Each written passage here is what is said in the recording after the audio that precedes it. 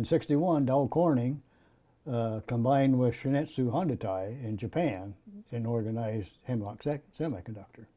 And so that's been kind of going on ever since then. And what they do is they take trichlorosilane that's purified in the Midland plant, take it down to Hemlock, and essentially turn it back into silicon.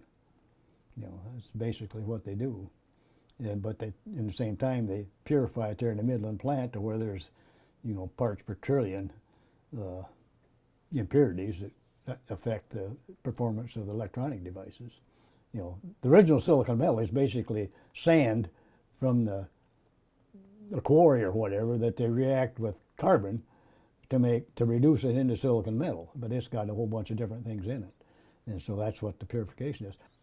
They used to do it in bell jars with hydrogen, just essentially reduce the trichlorosilane back to silicon metal in chunks, and then they cut these chunks up into wafers, and the wafers are how they etch on the electronic devices onto the wafers of the semiconductor silicon.